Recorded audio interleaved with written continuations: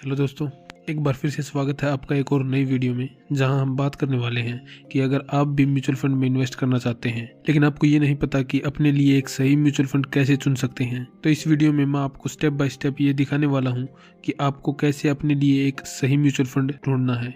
इस वीडियो में मैं सिर्फ मिड कैप म्यूचुअल फंड को एनालाइज करने वाला हूँ। वीडियो में आगे बढ़ने से पहले अगर आपने चैनल को सब्सक्राइब नहीं किया है तो चैनल को सब्सक्राइब करके बेल आइकन को ऑल पर जरूर सेट कर लें। तो चलिए शुरू करते हैं।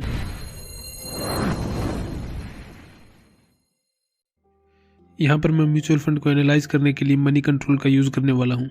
तो सबसे पहले आपको गूगल पर जाकर मनी कंट्रोल सर्च कर लेना है और मनी कंट्रोल की साइट पर आ जाना है। यहाँ पर आने के बाद आप देख सकते हैं कुछ ऐसा इंटरफेस आपको देखने को मिलता है। यह मनी कंट्रोल के लोगों के नीचे जब आप देखते हैं तो म्यूचुअल फंड के नाम से एक ऑप्शन आपको दिखाई देता है। यहाँ पर क्लिक करने के बाद आपको फाइंड फंड के नाम से एक और ऑप्शन दिखाई देता है। सिंपली आपको यहाँ पर क्लिक कर लेना है। क्लिक करते ही आपके सामने कुछ ऐसा पेज खुल जाता है। अब जैसा कि आप देख सकते हैं यहाँ पर आपको अलग अलग कैटेगरीज के बहुत सारे फंड्स दिख रहे होते हैं, लेकिन इस वीडियो में हम सिर्फ मिड कैप फंड के बारे में बात कर रहे हैं, इसलिए आपको यहाँ एक फंड कैटेगरी का ऑप्शन देखने को मिलता है। आपको सिंपली यहाँ पर क्लिक कर लेना है। यहाँ पर आप देख सकते हैं सभी कैटेगरीज बाय डिफॉल्ट ऑल पर सिलेक्टेड होती हैं। यहाँ ऊपर आपको एक रिमूव ऑल का बटन देखने को मिलता है। यहाँ पर क्लिक करके आपको सभी को रिमूव कर लेना है और सिर्फ मिड कैप कैटेगरी को सिलेक्ट कर लेना है। इसके बाद फंड रैंक एंड रेशियो इस वाले ऑप्शन पर क्लिक कर लेना है। यहाँ पर आने के बाद आपको सिलेक्ट ऑल पर क्लिक कर लेना है और थोड़ा नीचे स्क्रॉल करके अप्लाई फिल्टर पर क्लिक कर देना है। अब आप देख सकते हैं आपके सामने सभी मिड कैप फंड आ जाएंगे। देखिए, जब भी म्यूचुअल फंड में इन्वेस्टिंग की बात आती है तो सबसे पहले रिटर्न्स देखे जाते हैं। म्यूचुअल फंड में इन्वेस्टिंग लॉन्ग टर्म के लिए की जाती है, इसलिए जब रिटर्न्स को एनालाइज करने की बात आती है तो आपको कम से कम 3 या 5 साल के रिटर्न्स को देखना चाहिए। यहाँ पर आप देख सकते हैं सभी फंड्स के पिछले 5 साल के रिटर्न्स आपको दिख रहे होंगे। यहाँ पर क्लिक करके आपको रिटर्न्स ज़्यादा से कम की ओर फिल्टर कर लेने हैं।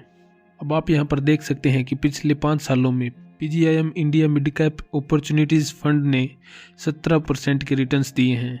साथ ही आप यहाँ पर देख सकते हैं कि इस फंड को 5 स्टार की रेटिंग भी मिली हुई है। अब सिर्फ रिटर्न्स देखकर हम किसी फंड के बारे में ये नहीं कह सकते कि ये फंड अच्छा है या नहीं। इसके लिए आपको कुछ रिस्क रेशियो भी देखने पड़ते हैं। रिस्क रेशियो को एनालाइज करने के लिए आपको यहाँ रिस्क रेशियो के ऑप्शन पर क्लिक करना है। अब जैसा कि आप यहाँ पर देख सकते हैं सभी फंड्स के सामने कुछ रेशियो दिए गए हैं। इनमें सबसे ज़रूरी रेशियो अल्फा परसेंटेज होता है, इसलिए आपको इस पर क्लिक करके ज़्यादा से कम की ओर फिल्टर कर लेना है। अब यहाँ पर वो फंड्स सबसे ऊपर आ गए हैं जिनका अल्फा सबसे ज़्यादा है। और ज़्यादा एनालाइज करने के लिए हम किसी एक फंड पर क्लिक कर लेते हैं। मैं यहाँ पर क्वांट मिड कैप फंड पर क्लिक कर लेता हूँ। थोड़ा नीचे स्क्रॉल करने के बाद यहाँ आपको एक एनालिसिस का ऑप्शन दिख रहा होगा। यहाँ आने के बाद आपको कई सारे रिस्क रेशियो देखने को मिलते हैं जिनसे फंड के रिस्क के बारे में पता चलता है। और जैसा कि मैंने आपको पहले बताया था कि अल्फा सबसे ज़रूरी रेशियो होता है, तो इसलिए हम सबसे पहले अल्फा को समझ लेते हैं। हर फंड का एक बेंचमार्क इंडेक्स होता है। किसी भी फंड का अल्फा हमें ये बताता है कि उस फंड ने अपने बेंचमार्क के कंपैरिजन में कितने प्रतिशत ज़्यादा रिटर्न्स दिए हैं। अल्फा जिस फंड का जितना हाई होता है वो फंड उतना ही ज़्यादा अच्छा माना जाता है। बेंचमार्क से 10% ज़्यादा रिटर्न्स का मतलब है अगर बेंचमार्क इंडेक्स ने 100 रुपये के रिटर्न्स दिए हैं तो म्यूचुअल फंड ने 110 रुपये के रिटर्न्स दिए हैं।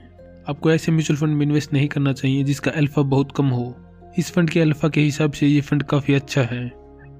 दूसरा सबसे ज़रूरी रेशियो बीटा होता है। बीटा हमें बताता है कि किसी भी फंड की अपने बेंचमार्क के कंपैरिजन में वोलेटिलिटी कितनी है, यानी बेंचमार्क इंडेक्स के कंपैरिजन में फंड कितना ऊपर या नीचे मूव करता है।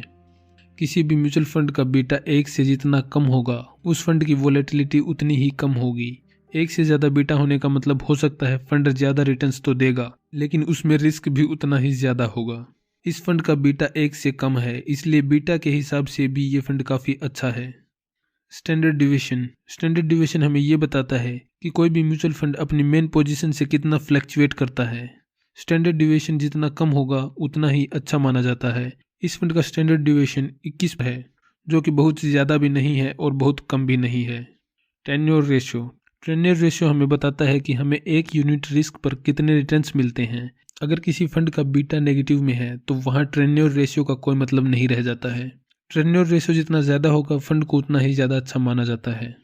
रिस्क रेशियो को एनालाइज करने के बाद 2 और चीज़ें हैं जिनको किसी भी फंड में इन्वेस्ट करने से पहले देखना बहुत ज़रूरी है। पहला, उस फंड का मैनेजर कौन है और दूसरा, फंड का एक्सपेंस रेशियो। ये देखने के लिए आपको स्कीम डिटेल्स के ऑप्शन पर क्लिक करना है। अब थोड़ा नीचे स्क्रॉल करने के बाद आपको यहाँ पर फंड मैनेजर का नाम और फंड का एक्सपेंस रेशियो दिख जाता है। एक्सपेंस रेशियो 1% से जितना कम रहेगा आपके लिए उतना ज़्यादा अच्छा रहेगा। फंड मैनेजर की हिस्ट्री जानना भी बहुत ज़रूरी है, क्योंकि पैसा कहाँ इन्वेस्ट करना है और कहाँ नहीं ये सब फंड मैनेजर के हाथ में होता है। इसलिए आपको अच्छे रिटर्न्स तभी मिल पाएंगे जब फंड मैनेजर सही होगा। तो दोस्तों, क्वांट के इस मिड कैप फंड के returns, risk ratio, expense ratio सभी को एनालाइज करने के बाद हम देख सकते हैं कि ये लॉन्ग टर्म इन्वेस्टिंग के लिए एक बेस्ट मिड कैप फंड है। अगर आप चाहें तो आप इसमें इन्वेस्ट कर सकते हैं, या फिर आप इसी तरीके से एनालाइज करके अपने लिए कोई और फंड भी ढूंढ सकते हैं। तो दोस्तों, आज की वीडियो में बस इतना ही। वीडियो अच्छी लगी हो तो लाइक ज़रूर करें, अपने दोस्तों के साथ शेयर ज़रूर करें, और अगर चैनल को सब्सक्राइब नहीं किया है तो सब्सक्राइब करके बेल आइकन को ऑल पर ज़रूर सेट कर लें, ताकि आगे आने वाली हर एक वीडियो की नोटिफिकेशन आपको मिलती रहे।